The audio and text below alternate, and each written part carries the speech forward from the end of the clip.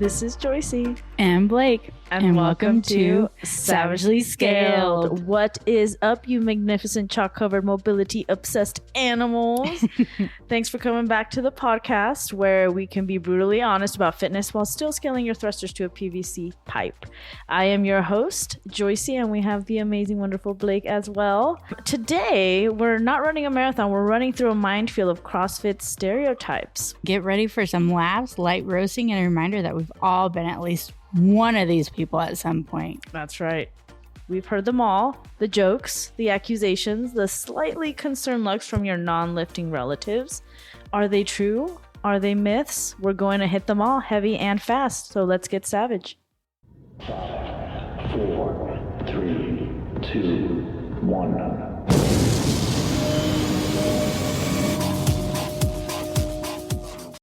Hey guys, like Joyce talked about, we're talking about stereotypes today.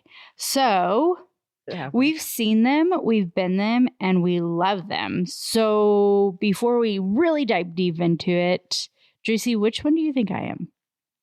Oh, man. In a stereotype. Not a coaching stereotype, because there's coaching stereotypes. Oh, you mean as an athlete? Athlete. I was ready to go for the coaching. I was like, I got a few. That's a good one. I would say like the social butterfly one. Oh, the one that's just talking to people. You're definitely one of those a little bit because we have seen you distract the class a few times. That's true. I'm like Terry. A little bit. I think the best people are, you know, you become very just, I don't know, you're just you've always been a big empath, I feel. So when people start talking to you, you're just like, tell me more. I'm here to listen. I know, I go from conversation to conversation, like mid-conversation too at times. Yeah, I would say that's probably the biggest one for me. It's a good one. Yeah. I would say it's a good one to have. It's not a horrible one. Were you waiting for me to roast you or something? Yeah. Why? What were you thinking? What are you thinking? I have no idea. The talker. Definitely the talker. You do good with your reps. You count your reps pretty good. Yeah. You're definitely the leader too. Like if there's a team workout, like I could see Blake being like, you're going to do this and you're going to do that. And we're going to split it up like this. Yeah. I like to have a plan. I don't like to go into things without a plan and just be like, okay. The planner. Yeah. Especially if you're in a group of 3 or in like a brand new team. I'm just true. Okay, I'm going to follow you. So like in a sense, I deem myself as the follower and make you the leader. But at the same time, I just told you that that's what we're doing. That's funny. Yeah. In my mind, I'll be like, hey, these are the strengths of all of us. So who should start where? And I'd be like, so do you think you want to start on the rower? Try to give you to be like, oh, yeah. And you're like, you thought about it yourself. Yeah. Just like, see, you're a great leader. See, that's a good one. Damn, I think I had another one and then I just lost it. Or like that one student who'd be like, who wants to be the example? And I could see Blake being like, I'll do it. Yeah. So like, in a sense, yes.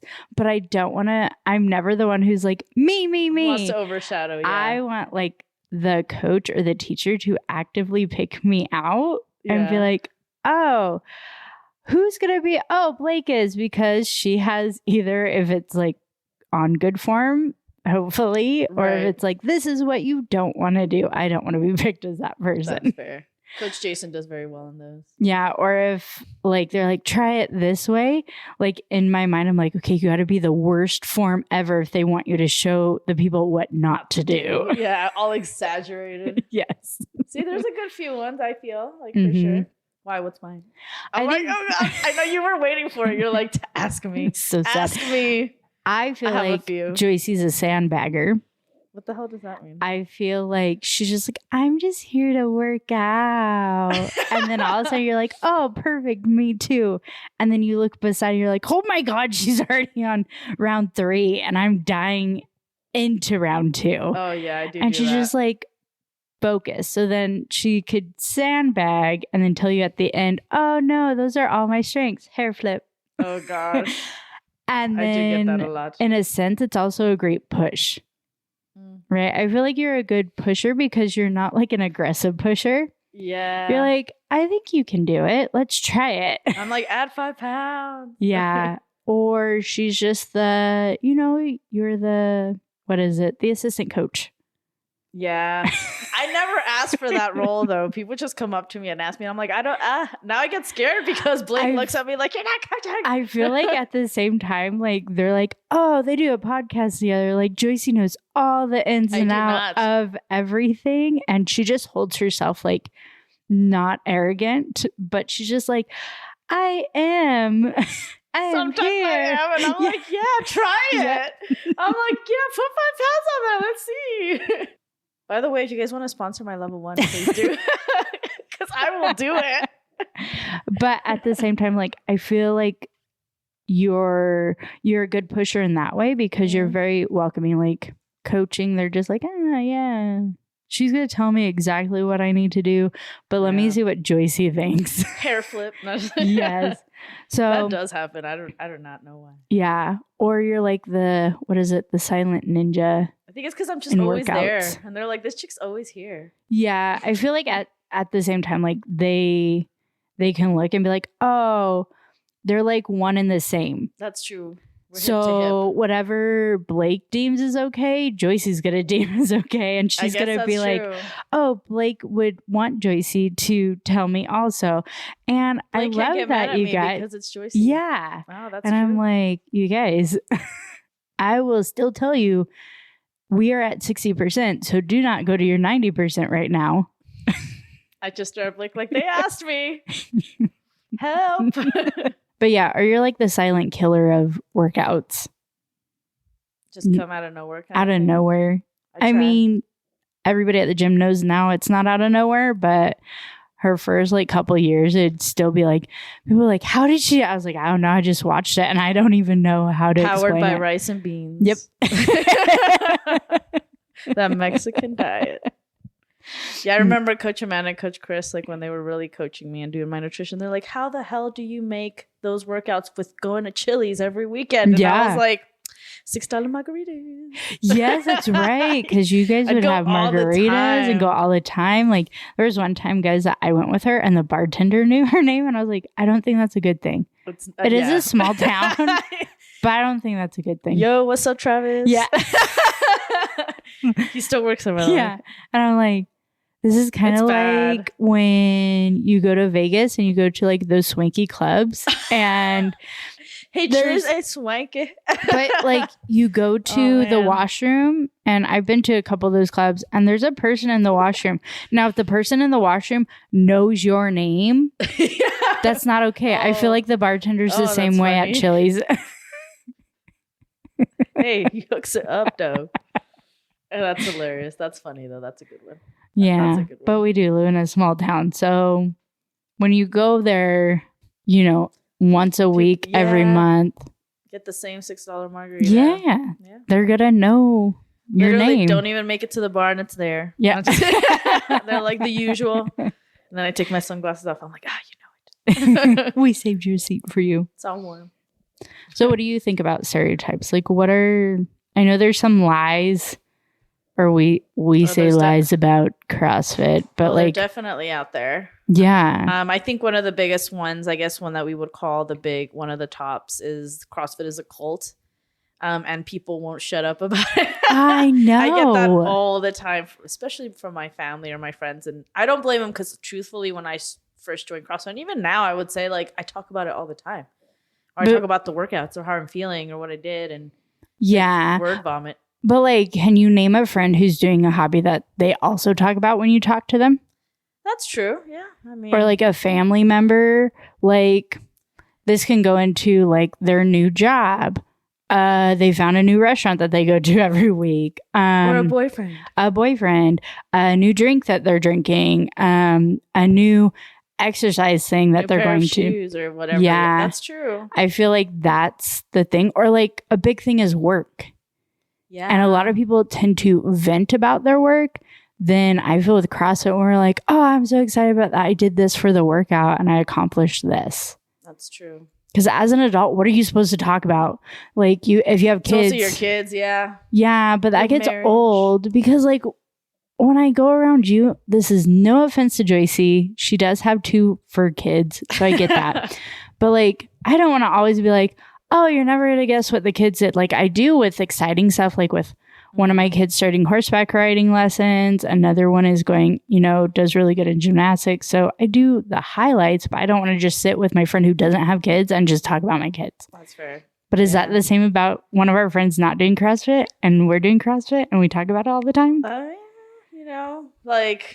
It's definitely, I wouldn't say it's a cult, but is it cultish? I would say absolutely.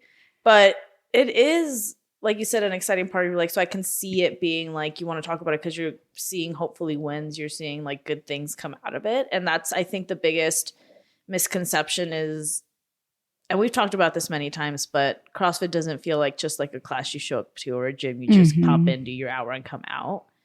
It's something that I feel nurtures you, and that's why people keep going back. Yeah. But I mean, it does have its language. I mean, when we first started, what the hell is a WOD? What's an AMRAP? What's an EMOM? Like all of those things, I guess, are supportive of like a community that with their own language and with their own kind of like shared trauma, I suppose, and like dying through a workout and all of that. Yeah. And then the social aspect of it. I mean, that's like the top reason I would say many of us kind of continue to go back. So I don't know. I feel like it's hard. It's hard since we're in it. And they're always like, when you're in it, you don't say it. But right. Let me look at it this way. So like, I love true crime. I love mysteries and things like that. And documentaries about cults and different types of cults, and especially cults that are in like the exercise or workout like grouping, the yoga ones. The yoga ones. But like I go into the yoga one and then completely on the other spectrum of the Manson family. Like those are two big, huge cults. Like, and I forget what the yoga one is called, but it was led by a leader who said that he was like a great yogi and guru and all this stuff. And he actually, like, when you look at his history, doesn't have any of that and charges people. And then there's some essay involved and things like that. And then you go on to the Manson family one where there's also like unaliving happening, to where those things you do start off and you get the love bombing and family. But at the same time, like you're told that you have to turn in like your ID, your birth certificate, all the money has to go to these things. You work for free, things like that. Like there's so many documentaries and podcasts about those things that you put money into it and you don't get anything out of it. Now in CrossFit, do we pay the gym? Yeah. Yes. But do we get something out of it? I feel like you get a little bit more out of it and you're allowed to. Like our gym doesn't have a contract. Right. So you could come one day and hate it and the next day be like, I'm not coming back. So I get those parts of being a cult, like where we are giving money to this big, huge head of something. Right. But at the same time, like I'm not actively being hurt. I'm not being assaulted. I can't speak upon every gym. You don't have to give up your first child. No. Drink the Kool-Aid. Yeah, like you don't have to do all these things. You can walk away from it. Right. And it's by your choice. And I don't feel like in our gym, or I know in our gym, like if you walk away, we're not going to be like, you're a horrible person. Mm-hmm. And now you are shunned and nobody's allowed to talk to you. Right. That's not going to be the case.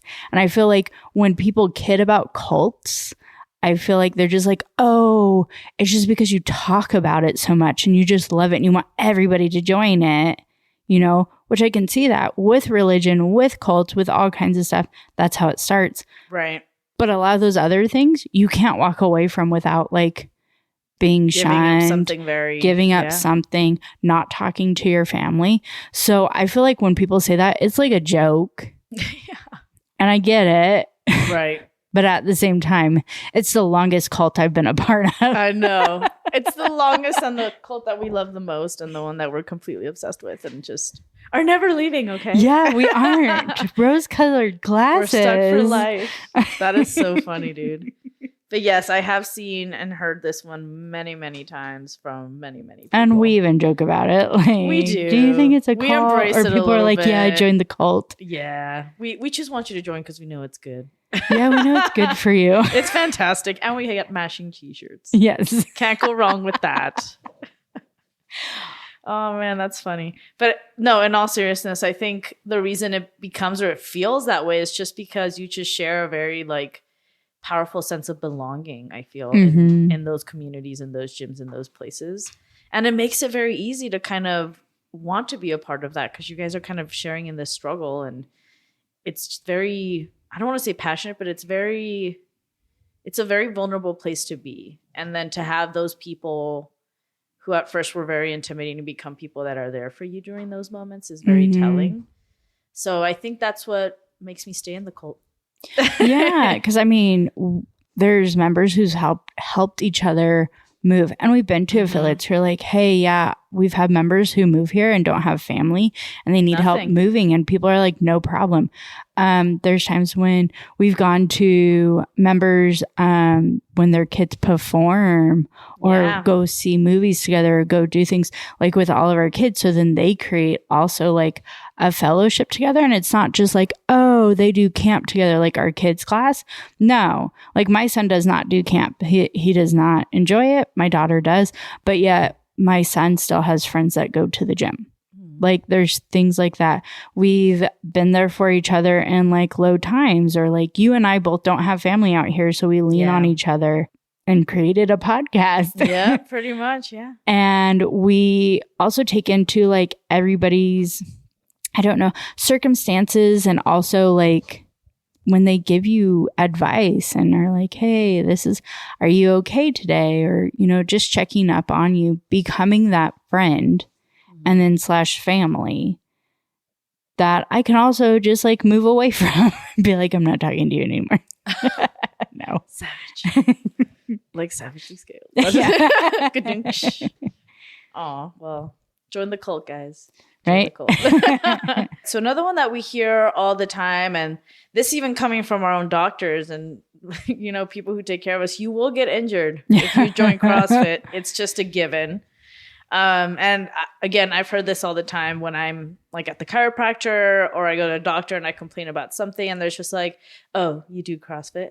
And they don't say anything judgingly, but you can tell by the look in their face that just says, oh yeah. A lot of chiropractors say, oh, I know a lot of CrossFitters, or I see a lot of CrossFitters and this is why. And doctors say that too. And I know that I don't want to say you're never going to get injured in CrossFit. You are. It can happen. There's going to be things because as we get older, our body is changing. Our body needs special attention for certain things. So there's a thing called mobility, and you have to come in and actively stretch. I don't want and get warmed up. And that is hard to do if I'm asking you right when you get off work that you're coming to a class. That we do have mobility set into it, right? Right. We do. When I was younger, that mobility was amazing. Yep. That's all enough. I needed. Now I have to stretch and get mobile within 20 to 30 minutes on my own when I go 30. lift. Yeah. Yeah. So there's that. There's also times like when members, even I did this as a member, and I've been to many gyms, so I'm not saying this is our gym. I've just seen it through coaching eyes or going and listening to other podcasts, or when I would take my level 1 and level 2 and scenarios. It's when, you know, you become a different kind of pusher in a class and you have to be the heavy pusher or the fastest pusher or the person who finishes RX every time, and you're not there yet. You know, there's tons of times, and I've done this too as an athlete, when a coach says, this has to be unbroken. But I can lift that. Can you lift it unbroken? And it goes into like an ego thing of swallowing your ego or leaving at the door and being like, oh no, I can't. What are you going to get out doing single front squats because you're cleaning it? Yeah. Because you wanted to hit that number. You're going to injure yourself. because you're going to get tired because you're probably not hitting your 90% 20 to 30 times. True. And here you're doing it. When if you back off and do something that you can do unbroken, are you training your body for something else? Right. Yes. Are you going to build muscle? Are you going to build your body in a better way and technique and form? And you're going to be 100% technique and form. So then one day you can do that weight. Because what happens when you hit that weight? What about next week when it goes up 10? Yep. You That's a can't good just, point. and then that goes into PR. You can't PR every week unless you're a newbie. Mm-hmm. New people are amazing because they can go from our orange bar to our yellow bar in a couple of weeks. And then That's they true. get to all of their lifts are PRs because they've never done it. And then when they grow, and then in a couple of weeks when we retest it, it's another PR. And then we go into the stagnant where we're like, or plateau, we haven't PR'd in a while. Let's just do it. So yeah, I can see the injury. And to me, it is kind of like, yeah, a lie, a myth, a stereotype of CrossFit. But then it's also looking at the person. Are you ready to receive your coaching input and feedback? I've been there tons of times and I don't want to. And I just rather do the number because I see everybody else doing it. But also, so let's put Joyce in a class. If Joyce doesn't hit an RX and she's like, no, I'm doing this, and people ask her, and I've been to those classes where like, how come you're not doing that number? And you go and you're like, my back has been kind of bothering me, so I'm doing this, but I'm doing the reps and I'm going to work on my form and things like that. When you're one of the higher ups on the sugar wad, also your fellow athletes start to look at that and be like, maybe I should. When we were doing back rack lunge step ups, like I literally told people I use the smallest box because of the angle of my hip and my knee, and it's hard. You don't want to go over. And so many people would be like, and I was like, but I seriously, do you want me to show you the video? I seriously, that's the box I use. Yeah. And then it's like, oh, okay. And I'm like, even I use a 16. yeah. And it's like, what do you want to get out of this workout? Do you want to be the same like everybody else? Then that is a cult. Or are we here to work on you and your form and your technique? Right. Because like I've said to Maggie before, some lifting girls or other people, I want to beat you at your highest point because I'm at my highest point. Right. And to me, that means if Joyce is hitting her 90%, I want to hit my 90% if that's what it calls for. That's not going to be the same number, And I think people forget that all the time. And we do have a board that gives you an example. A lot of people look at the board and they're like, nope, that's what it is. I have to hit that. Yeah. And it's like, yes, I understand you want to hit that RX button for it. And it's so sometimes demeaning when you're like, but I was right there and I did everything. I just did it lower and you have to hit scaled. But it's a guideline. Yeah. And you have to start going into workouts when you haven't been doing CrossFit for too long, or if you've been doing it for a long time and you're not that RX athlete every workout now, to be like, that is a guideline and I'm here for me. And you know what? Sometimes I tell people, if you don't want to log into that, let me backtrack. If we're lifting, you should always log your lift. Yeah. So then we know what percentage to hit. But a workout, if an RX and a scaled button is going to make you feel tiny about yourself, even though you did an amazing job, don't log it. Right. You might see it again. True. But if it's giving you that much of I want to do this, so I'm going to hurt myself. I haven't had a person do this to me. I've just heard it as I've done CrossFit, at different gyms. Like CrossFit got me injured. And I was like, well, what were you doing? Well, I did that. And I was kind of, my shoulder was hurting, but I still did the pull-ups. Oh, yeah. Oh, but why didn't you do something else then if you were hurt already? Yeah. Well, because I just wanted to push through it because that's what you got to do. Yeah. Ego. And it might not like that. There's different types of ego, right? So yeah. All I got to say is that ego is dangerous. Sometimes. It is. It could be very dangerous. And I have it too where I'm just like, yeah, I want to just do it. And then I have to listen to my body. And it's just like, who caused the injury?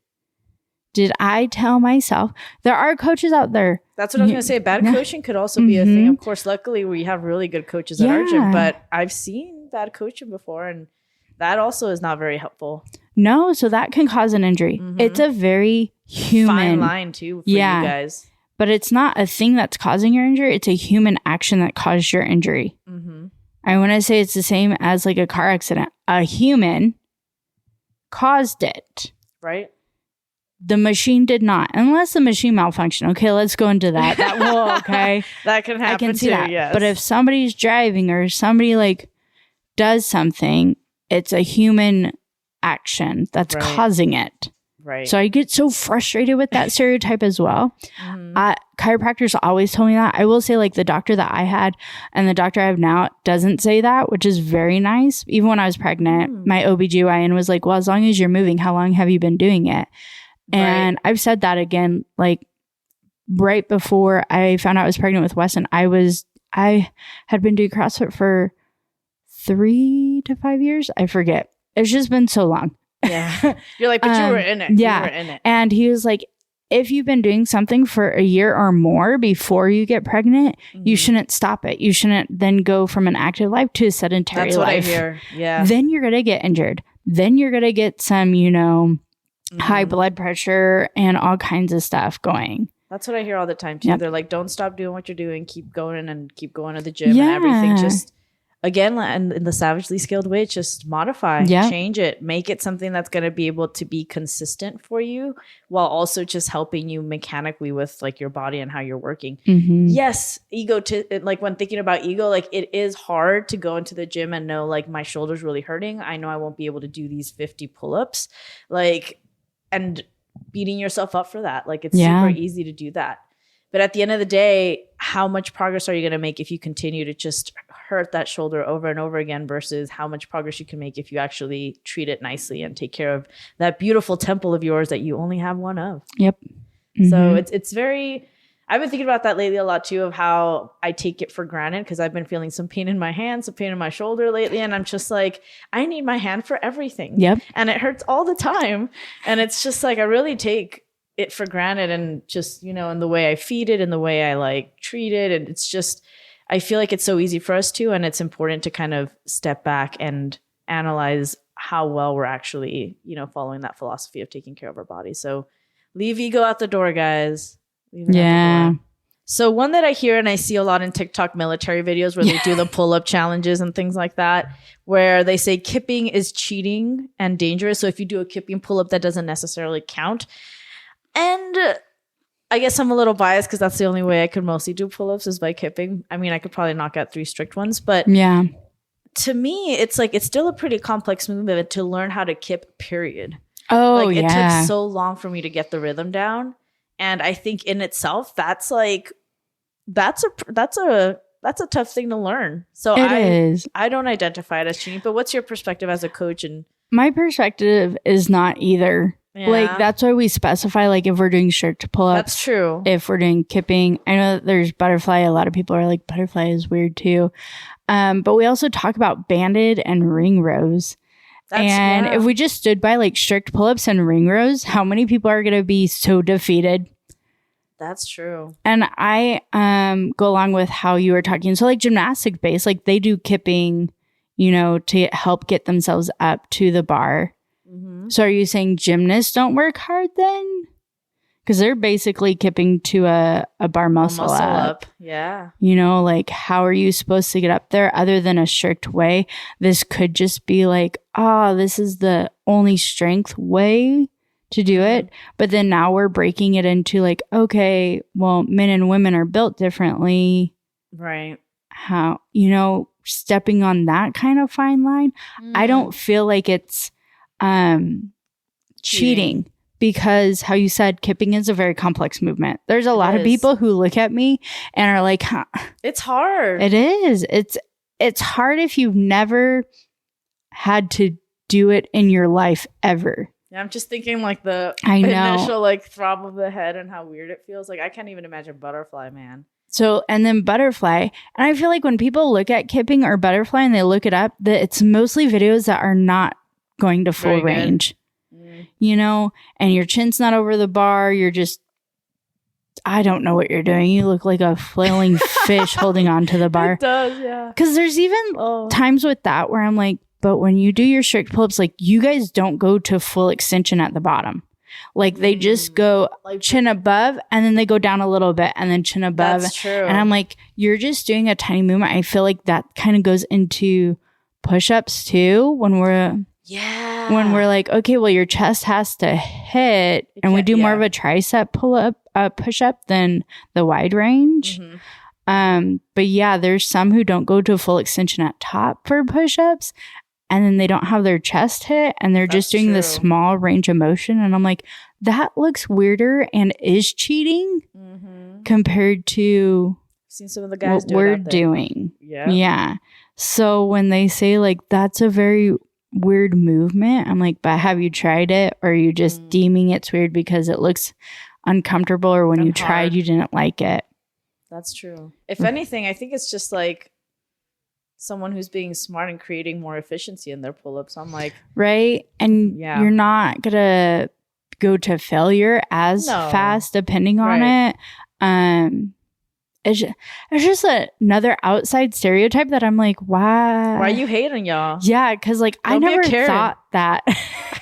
Like when I looked at it, I was like, man, I really want to get a kipping pull-up. Yeah, I was like, that looks really I was neat. like, I don't have a strict, but I can definitely do that, and that is going to help me. Dude, and then when you see someone just knocking them out, I'm like, it's like a swan dance. You're just like, it looks so beautiful. It does. And it is hard because you still get muscle fatigue. You still have to stay tight. Like you have to brace. And strict pull-ups, like a lot of people forget that they have to stay tight and brace. That's true. You know, and you still have to go to that full extension to the bottom and then chin over the bar. Like you cannot do a kipping pull-up. Otherwise, it's going to look really weird if you just do like that little movement of chin over the bar, my head's under. Straight down, yeah, it's just that's gonna be more fatigue. So if anything, to me, you're doing a full body movement or range of motion compared to a shorter range of motion that you count or deem is better. I forget the cardio aspect of it too. You're right. It's a full range of motion. And I feel like that's why when we go back to that other outside stereotype of why I've stayed with CrossFit so long is because your whole body is working out. That is why I love it so much. Yeah. And I don't have to always do squats or push-ups. Dude, you're so right. I feel like when you go do machine work, especially at the gym, it's all like butt, leg, like that's... Oh, there are times when I was like, man, I do need a mirror to see if I'm doing it correctly, but that's why I videotape to see if I'm doing correctly. Because otherwise I would just look at my own eyes. No. Oh, gosh. I'm like, take it down a notch. I'm just kidding. Oh, man. Right, it's early today. Look at us. It is. We're in afternoon session. So let's talk about like actual stereotypes in the gym. All right, let's do it. This one's going to be fun. The one that I always have, and sometimes it drives me nuts, is the chalk monster. I mean, I feel like I haven't seen that one in a while, but yes, there's definitely those You can see the trail. People. Yeah, or the handprints. The handprints when we do like pull-ups and wall walks and things like that. Yeah. But it's also like there's been times when it has been spilled in a class and I'm like, oh, great. And then there's times when it's been put in front of a fan and somebody chalks up in front of a fan and it's just like all of that is going everywhere now. So like even when I'm coaching, I try to not put chalk buckets near fans. I didn't even think about that. Yeah, there's times when people have dropped it. Just like, girl, and then you pop out that little rink-a-dink vacuum and you're like, here we go. But it's also the people who like, you can actively see like their chalk on their hands and they do a round and then they go and get more chalk. Yeah. And I'm like, no amount of chalk is going to help you if that amount on your hand is not helping you. How about wax? Do you get that a lot? I like wax. The only thing with wax with that is to clean it is hard, right? Yeah, but somehow people wax the entire bar, like the bottom and the top and the entire bar length. Yeah, what? I like to, and this is just me. So if you're this stereotype, you got to do what works best for you in these things. So if you are a chalk monster, just admit it and say that you love own chalk. up to it. Yeah. Because I love chalk when I'm lifting. You know, I'm going to own up to that. Like it is, somebody at the gym said, chalk is like a support animal. And I was like, I love my support animal. It does It's help. the same with my thumb tape. Support animals. If I do not have chalk and my tape, my support is gone. You feel naked. Yep. And I feel hopeless. So we're not saying these stereotypes are bad. Like you guys, if you have these, own it. Love it. Proud of Be it. that person. But for me, when I use wax, like I try to jump up to the bar and see where my hands are. And I put it on the top, like where my grips are going to be. I don't put it on the bottom of the bar. So I've seen that where it's the entire bar. And I'm like, why is the middle of the bar? Like nobody's just putting their hand that's fair. right there. I know some of us have narrow grips. So like when they do it, I can see it a little bit close, but nobody needs the entire bar. And I feel like it's just application. Like people rather just be up there and do the whole entire bar instead of a little here, a little there. That's true. Yeah. I have seen that. We do have people who sometimes complain, and this has been at every gym that I've been at that uses wax. Yeah. Where they're like, well, that's the wax bar, or that, like, why can I? I'm like, I love wax over chalk when I'm doing pull-ups. Too. And I don't really use it. No, I don't sweat as much. I don't use as much.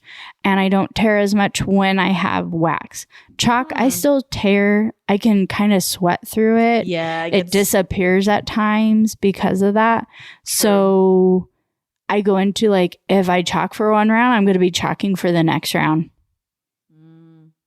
Interesting. You know, it's kind of like when they put chalk on their barbell. I feel like I don't really use chalk because I do have my grips when I'm on. But on the barbell, I do like to put a little bit because my hands get sweaty. Yeah. And I feel like chalk really helps with that. Yeah. I turn into like, I can be every single one of these stereotypes. Like I put chalk on the barbell and on my hands. Do you really? When I work out. I was going to say, what's your...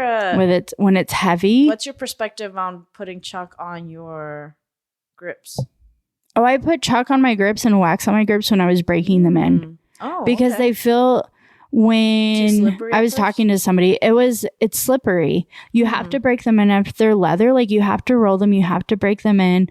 I use chalk on the outside and the inside when I first did it for my hand, and then the outside for my grip. Oh, wow. I would put wax on it, or I would just hold on for a little bit, like just hang. Yeah. And I would do as many reps and then take them off and do the rest, because there's no point in me getting frustrated and just doing one at a time just because of my grips and be like, it's my grips. It's just because I'm getting used to something new and my grips are not broken in. Like as soon as you put them on, your grips are not going to be broken in. That's true. And I've seen numerous athletes who forget their grips and then they try other people's grips and then they're like, oh my God, I can't. Yeah, because they're not your grips. They're not broken in. And I was like, my heart goes out to you, man. I don't think I could do it without grips now. Now that I have grips, it's like I do it like sometimes if they're short, but yeah, if I was just doing like, even with my strict, I put grips on. Do you? Oh, wow. Yeah. So, and I feel better, like my hands feel better, but it is like I would still use them to break it up. I don't use it as much. Now, like I might put a little bit of chalk on the grip part that touches the bar. But yeah. Interesting. But you have to break them in. I had no idea. It's just like lifters. If you buy lifters, it doesn't make your lifts better. If you buy grips, it doesn't make you hold on tighter. Yeah, that's true. If you buy knee sleeves, it will help your knees. It will, though. Yeah. I was like, those do help, though. Especially for those lunges. But like if you buy a belt, it's not going to make you lift heavier unless you know how to use like all these things that you get. The stereotype, right, is if I buy it, I will be able to do all of it. And it's like you still have to have your technique, your form. You have to know how to use these things. That's true. And that was like with knee sleeves. Like there's members who've worn knee sleeves and I'm like, you have to pull them all the way up to your like quad. It's just not just right at your knee. That. Yeah. And like you want it to hold your knee and you don't want it to be like this. Yeah, make sure you measure those guys because last time I thought I was a size and I was not. Yeah. Big calves. So there's that. But I mean, yeah. We're like, yeah, chalk monster is definitely existent, and I would say maybe in every gym. I wouldn't even be confident enough to say I'm more that. of a wax warrior, but I'm more of a grip warrior, I suppose. yeah, a grip girly, a grip guy. I was gonna say that's definitely more girly because I take care of my hands. Yeah. But what about like the influencer athlete? The one who has the tripod, the ring light, the post-WOD selfies. I admire that person though. Like I feel like Cotton's that person sometimes at her gym. And I'm like, I wish I would do that more. Like I wish I took more of my videos so I can look at my form and stuff. I know like we had, when this was like really big and upcoming, we would have like a couple of you athletes who would have tripods and things like that. And You're then kind of one of those too sometimes. I do lifting. Yeah, with my lifting. Yeah. And then but when we would have it in class and we would have 5 tripods, and it's just like there's some people also who do not want to be filmed.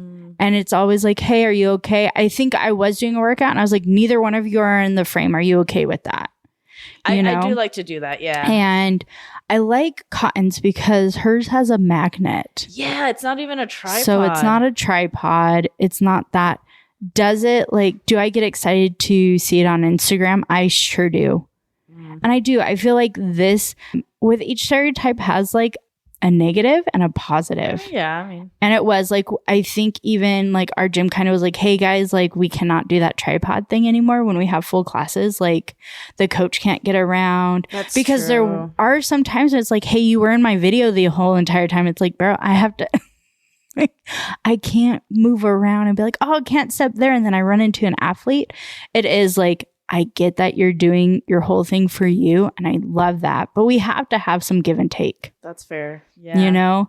And I do enjoy, like, Nicole films herself, too. I love seeing her videos on Instagram or on TikTok and Facebook. Your progress videos, too. It's awesome. Those are great to have. Mm-hmm. So I would love, like, a good thing to have that with. Yeah. And to where you guys have, like, really good angles, because it is, like, setting your phone on the floor. That's hard. It's hard. It's so hard. And then like Cotton's magnet one is really, really cool. I know. Send me the link to that. I'm going to reach out to her because I have been wanting something like that. So it is. And it's just, I guess, being mindful about everybody around you. But that's what it is with all of these, right? Yeah. We're all human. We have to be mindful of everybody around us. But at the same time, being like, they're doing that for them, and that's amazing. Mm-hmm. And they're sharing it, and they're pushing all of us to also go to the gym and want to try and maybe do that. Maybe film yourself. I love progress photos and videos. Yeah, same here. And I feel like everybody, when you start CrossFit, you should try to do it and even do a 3-month, 6-month year. Right? Because then you're like, oh, I have to do it for 3 months to see if my progress. Right. You see the wins. Yeah. Yep. That's a good point. So yeah, I feel like there is good moments for the influencer and then there's bad moments for the influencer. Yeah. Because if we have the whole gym set up with tripods and magnets, it's hard. The magnet one seems a little more doable, but. Oh yeah, 100%. I just love watching the videos. Like I could watch Cotton going on a bike every day and then reading her little spiel about it. I love it. Yeah. I love watching it. And that's the same with Nicole as well. I love watching all the lifter girls. Like I'm always on Facebook waiting to see when they post their stuff to be like, okay, what'd they hit? What'd they do? You're right. A lot of us do that. Mm-hmm. Yeah. I really enjoy it. And I feel like our cult enjoys that too. I do. I think it's a good way to cheer each other on, and hopefully, like you said, encourage other people to kind of feel confident enough to do the same thing. Yeah. But yeah, it's so much fun watching lifts in particular. Right. So I enjoy it. There's give and take with everything. I get to work on form. I'm like, yes, that's how I should be doing it. It is. And I feel like it more than anything pushes people to come to the gym. Facts. I just saw Cotton do the workout. I ain't got to do the workout. Yeah, that has happened to me a few times where I'm like, oh, I really don't want to go, and then Cotton posts and I'm like, you know, but it kind of looks like fun. And then or when Nicole like posts a PR and I'm like, I was there. Yeah, like I get excited. Or her meals too. She does a lot of that, and I'm like, so there's things that like the influencer can do. Like Amanda does her meals too. Like that pushes me to be like, okay, she's still meal prepping. I still got a meal prep. Or when people put their whole week of meal prepping, and it's like, okay, I'm not alone. Right. And I feel like our society is like that. I'm not alone. They're doing it. And I can actively see that. It's true. And it's not edited and it's not fake. it's like real time and we all look like real people and we're not done up. I'm not saying wearing makeup to the gym is bad. It's just I can never do that. At least mascara, girl. No, I sweat it off. Even if it says waterproof. No, I just sweat really bad. She just cries too, so it just smears everywhere. Yeah. And they're like, waterproof. I was like, I have tons of waterproof. I don't like waterproof mascara. Anyways, total tangent. How do you feel about the no rep denier, though? Ooh, spicy topic. It's very spicy. I love how you threw it at me. As an athlete, how do you feel? I mean, I'm one of those people that's just like, just suck it up and do it again. Because I'm going to waste way more time arguing with you about it than just doing the rep again. Mm-hmm. And honestly, when it comes to coaches, I'm just like, to me, it's like they're the last word, you know, like whatever they say goes. Like they're obviously coaches for a reason. And I go into the gym trusting them for that. But sometimes it, like when I see those conversations ensue where I'm like, bro, like, are you really going to fight about a rep? Or like, you know, like to me, it just seems a little unnecessary. Especially if you knew you did wrong. Yeah. I feel like the no rep denier or the not counting all your reps. Yeah, that's a big one too. That's controversial. It is, because when I was although I do admit there are moments where I you know, my mind's girl, me and too. I miss a rep or two, but that's you know, like, but intentionally, if you're doing that, like you're only just cheating yourself at this point. Yeah, you know? when I first started CrossFit, like there'd be a couple of people that I'm like, you do? Like I had an ego back then. I'd be like, wait a minute. How did you get to that really quickly? Yeah. When like you just got that stuff. Yeah, and the top of the class hasn't even gotten there. Yeah, and it's like, oh, okay, there's things like that. And what I took away from it as a baby CrossFitter is, why would you want to do that to yourself and everybody around you? Like, this is supposed to be a safe environment for everybody. And it shouldn't matter about if you're finishing faster because you want to shave reps and be faster. Now that I have grown, I am like, that is their journey. True. If that's what they want to do, if it's a benchmark, the year comes around, they're going to have to do better, right? Their time has to be faster. And if they choose to cut reps and then the next year we have another one. Like there are going to be catch-ups. There's also something called the open. Oh, you're only cheating yourself, like I said. And that's the thing. Like so many people when they start can say that, or they can look at me and I'm like, they're scaling, so don't get up on them. Like they're scaling. Or there's times when I've been in a workout, I'm like, hey, I am scaling way back. I'm doing the RX movements. I'm scaling way back. Do not compare me. Is it sad that I would have to say that? Yeah, a little bit. But at the same time, it's like, I don't want these RX athletes to be like, wait a minute. Yeah. Yeah. So there, again, it's like catch 22. But yeah, I feel like if you're shaving your reps, the only person you're harming is you. And then the no rep, it's hard because like there's times when I've been in those shoes. Andrew has called me out and I've had to look at a video. And this was a couple years ago. We were doing overhead squats. I don't know why stupid scenarios fit into my brain and stay there. And I was like, yeah, I just PR'd. And he's like, you did not. And I was like, what? And he, along those lines where he was just like, you didn't hit below parallel. I was like, I'm pretty sure I did. And he's like, no, I'm pretty sure you didn't. Look at the video. And I looked at the video and I was like, I didn't. And so I did it again. And I was like, okay, did I hit below? And he's like, yeah. So it is to the point where you're like, wait a minute, what do you mean? Again, going back to the influencer, when I have a video to look at and be like, no, I didn't. Right. There's mobility, going back to mobility. There's all kinds of things, but it is. If like your coach is telling you like, hey, that's not a rep. It's for a reason. Yeah. They're not there to just make you feel horrible. No. Like, and I will say this is a stereotype that you probably don't want to be. That is true. But we all have been there, because the brighter side of this, there are times that I'm like, oh my gosh, what number am I on? All the time. And I'm like, if I do 2 more, is that going to equal the same, or how many have I missed?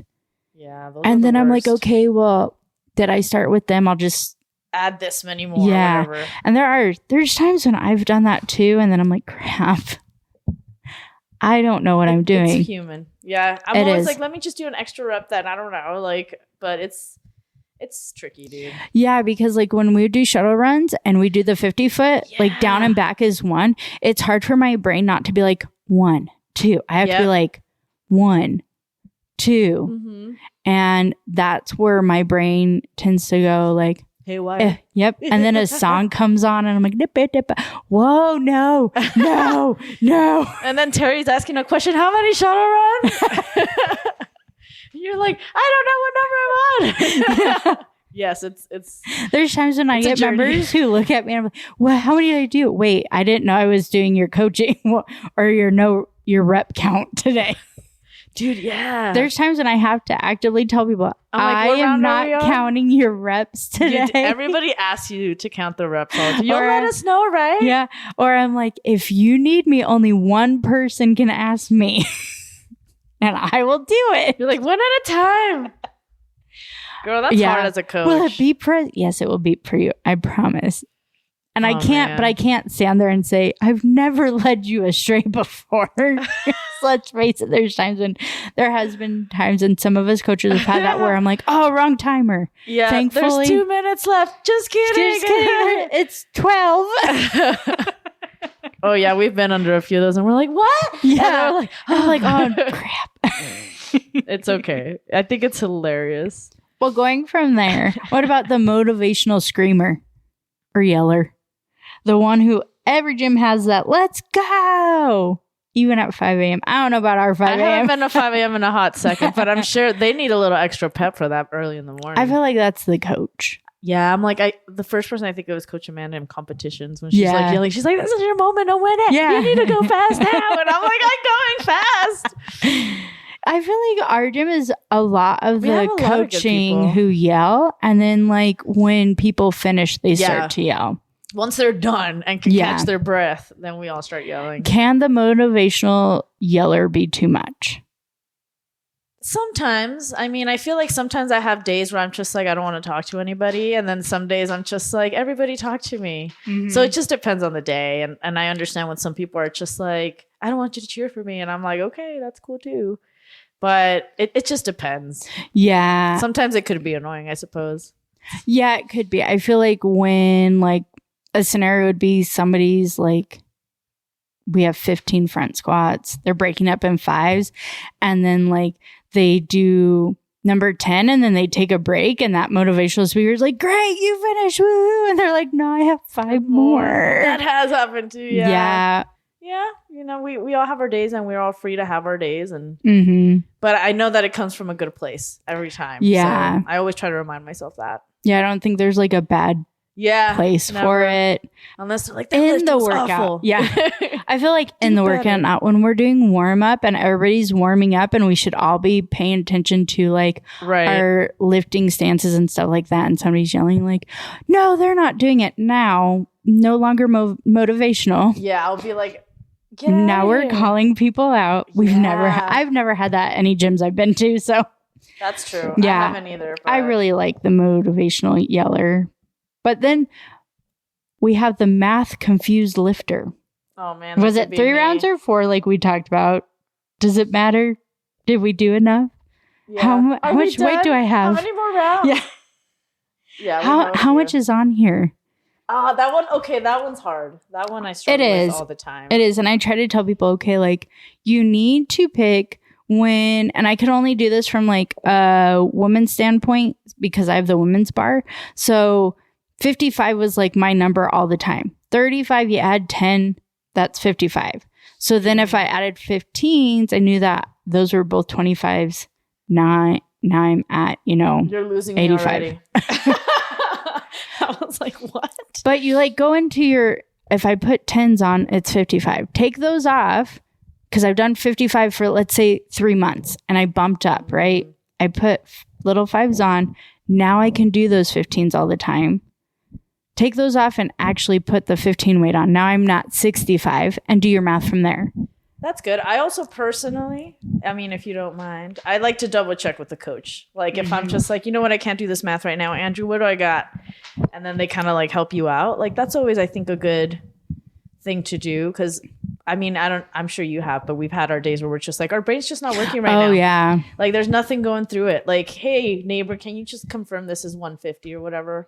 And most people are very nice about it. I'm always like, stop putting 10s on. That's what's confusing you. Well, it's me. It's over here talking to Terry. Yeah, you can do 5 more. Yeah. Just add 5 more. Yeah. And I'm like, she's like, but that's my do max. You realize that that's just okay. maxed you? Yeah. So that's why like I add the bigger weight. So like if I hit 85 over and over and over again, that's my warm up weight. So I will know the 25s are always 85. So anything I add from there. Right. But there are times when I come around and I'm like, so how much do you have on the bar? And I feel like people are like, oh my God, she's testing me. Yeah. Do I have that? And then I'll double check it. And if they're going for a PR, I'm just like, yeah. And this has happened quite a few times when I come back around after they hit a lift. I'd be like, do you realize that you need to check your math again? Ooh, and they're like, oh my gosh, that's not 115, that's 125. Like, and I'm like, and you hit it. I know, that's true. That's the best feeling when it's more than anything. There's times like that. There's also times when I'm like, how much do you have on that bar? And they're like, oh, I have 120. And I'm like, no, you don't. You have 135. You just jumped extremely high. Yeah. I think there was a couple athletes that I've been like, do you know what did you just do? And they're like, and I didn't do it. And I was like, that's because you just added 20 pounds to each side. Yeah, you just bumped hefty. Up 40. You're not gonna girl go unless that's your warm up. But as I've seen you warm up, that's not. So bring it down. And it's like, oh, I did do it. I'm like, yeah. Wow. I know math is hard. Oh, look at her going outside first before barking. I was like, so cordial. So yeah, math is hard. Reps are hard. The one that I always say as a coach, when I have to tell you guys, okay, you have to complete this. You have to write down the time that you complete it. And then the remaining time, because the first round is the easiest. You're like, oh, I did it in a minute 35. Well, our timer is continuously going up. Because you have to deduct the times and it's awful. Because I'm like, okay, when the minute is on your guys' rest and not the timer's rest, I'm like, oh, they have to do so much math right after they worked out. Like, why do you guys do this to us? Yep. I'm always like, I feel bad for you guys. You got it. I don't know why they do it to you. You're like, it's just because every time when there's a bad workout, I get tons of athletes to be like, why did you write that? And I'm like, I didn't. It's not my fault. I didn't do the programming. We follow programming. We thought it was your guys' program. No. Like, where did you hear this? It's not Blake programming when I the coach. Rumor spreader. That's another stereotype. Yeah. Girl, in our Chris gym wrote a horrible workout. I'm like, this is not Chris's programming. I got the warm-up warrior. That means their warm-up has snatches, rope climbs, and burpees. And mine was sitting on a bike and regretting choices. So I feel like the warm-up warrior, like if we look at our gym, does way too much. When I'm like, hey, grab a 10-pound plate, they're like, I'm going to do 25. Or when I set up warm-up and we have shuttle runs or bike, and I'm like, we have, let's say it's bike. We have 2 minutes to start our class. Okay, right? The first 2 minutes of this class is you on a bike. Easy bike. And you even say easy. I'm like, the slowest you want to go. I just want to see you push, pull. We are putting some oil into those hips. Yeah. Those knees, those ankles. Literally we are warming up those shoulders. Yeah, tummy mo. And all of a sudden I hear, I'm like, who is that? You have 2 minutes on this bike. Actually, sorry, you have 1 minute and 45 left. Ethan. I'm just kidding. There's times, and then it's like, no, even if like you're not doing 35 RPM and you're like, I'm going to do 65 RPM. I'm like, isn't that your like workout RPM? Yeah, no, easy bike. That's the same with shuttle runs when I'm like, hey, you're going to do 30 shuttle runs, and then I'm just like seeing people zing, zing, zing, zing, zing, zing, and then halfway through, zing, zing. I'm like, yeah, easy, and sometimes I'm even like a brisk walk, Do the first 10 a brisk walk, then start to slowly jog, and then jog the last 10. Then like good. Easy, because this workout's gonna be hard. Oh gosh. So reminds I me. love it. You know what I would love to see? I would rather see you be like a monster at mobility and just kill mobility. Tell me about it. And then take it easy on the warm up. Because there's sometimes when I do warm up and I'm like, oh, now I got to stretch my back. Like I can't. That was a lot. Yeah. And do that. And I'm like, don't worry what I'm doing. If you want to keep doing a little it. extra. Yeah. Yeah. I'm the same. I feel like now I need a little bit of extra. But yeah, yesterday we had shuttle runs and I was like, why is everybody running so fast? Right. I'm like, I was like, what is happening? Yeah. But. And I'm not the best when it comes to, when I'm at warm up, I'm stiff. Stiff. I go nice and slow. Like. Yeah. It's not a race. Mm-hmm. There's no point in racing. And I do tell people that too in the class. I'm like, you're not going to get an RX button just for going full out on your warm up. No sense. I would love to have an RX button for you guys if you complete the warm up, but there's no gold star. I don't know which class hands those out. But and that's why I'm like, guys, save it for the workout. Yeah. So I do love it. And when I see it, I do say something. See it, say it. Yeah, you got to. You're the coach, man. You gotta put us back in check. I'm like, I don't want you to kill yourself before the workout. You're like, I need you later. Yeah, I need you here with me, present. This playlist is an hour. Yeah, there's that. Man. Those are just the few that like I kind of like have pinpointed. Not that like a lot of these most though I don't see at our gym. I do see the motivational yeller, like when, and I love that one, like as people are finishing, even if they're dying, they're still yelling for their fellow athlete. That's true. So I love that. Of course, there's chalk all over the place. Of course, there's going to be some people who want a video to just get the reassurance for themselves, and others, we all do no reps that sometimes and forget. Oh, yeah. And there's always the math person. But, you know, it's just, we have all been this. Every stereotype comes from some sort of passion, right? That you have, that you come in with, and you have it. So we're just trying to get better. So respect each other's spaces. But if you've never been a stereotype, you're probably lying to yourself. And that's true. I mean, I think you kind of said it at the beginning of the episode. It's like, you know, when someone tries to hit you with like a stereotype, like own it. You know, do the savagely scaled thing and just acknowledge the grain of truth and be like, yeah, we can be a bit much and ego can be dangerous, but then pivot to the real thing, right? It's like, we're a community. We're here to be sustainable, to be scalable for literally everyone. And, you know, that extends beyond the gym. Just make, like, I think Coach Chris puts it in his gym quote banner, and that I really love and appreciate, but making us better humans outside the box, I think is ultimately like the biggest goal. So don't be hard on yourself for these. If anything, I'm proud to be a chalker, to be a sandbagger, to be all these things. Yeah. And let us know what stereotype you guys think you are. Yeah. Like, make stereotypes fun. Be like, this is who I am, and I do love chalk, or this is who I am, I do love wax. Of course, I forget how to add. I've been working all day, or I'm just going into work after this. I need to use my brain cells for my actual job. But clean up after yourselves.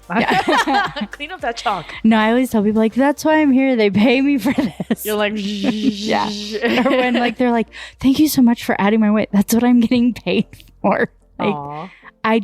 It never is annoying for me to add it. What's annoying to me is when I'm like, bro, go grab those weights. Yeah. Stop babying yourself. Push yourself, because I'm going to push you. And even then it's like a laughable annoying. Like, you think you're grabbing this. I get to come over here and tell them that they're stronger than what they think they are. I also love it when you guys don't even tell us. You just have the weights and leave them there, and then you're just like, yeah, I know what you're telling me. I do. I get a little bit of happiness when, like a little bit of color leaves their face, and they're like, "What? Like, why'd you bring that? Really?" Here? And I'm like, "Oh no, you got this." I'm like, why did you bring that over here? Yeah, but it is. But I do want to give a challenge to like our listeners. All right. So your next class, I want to see if you guys could spot 3 fun stereotypes and tag us on our Instagram at Savagely Scaled when you find them. I love it. And I don't want down puts. They're fun ones. Right. Don't make them lame. Because there you might can be make up your own. Yeah, there might be some that we haven't even considered, or some brand new ones that we haven't seen. You can even be like, I am a grip girly. Here's my grips. Hey. Yeah. I am a grip girly. That's what you gotta do. I know. Yep. Mine's are breaking apart though. Oh, I'm sorry. I need a new pair. Christmas around the corner. Yeah, that is true. Or Right. sponsor us. So that's it for today's episode. Remember, we roast with love, never with shame. That's right. And because at the end of the day, every stereotype is part of what makes CrossFit CrossFit. So remember, it's never shameful to be a stereotype unless you're one of the mean ones. Yeah. And get out of here. Don't be rude. But if this episode is your pre-workout, or wait, no. Swig of pre-workout. Yeah.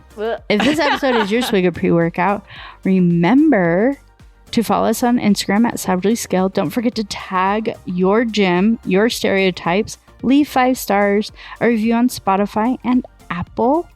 And if there's any affiliate owners, email us at savagelyscaled1@gmail.com to be featured on the affiliate segment. Yeah. And don't be a Karen. Be a Sharon. And keep sharing. Until we meet at the whiteboard again. Bye. That was fun. It was.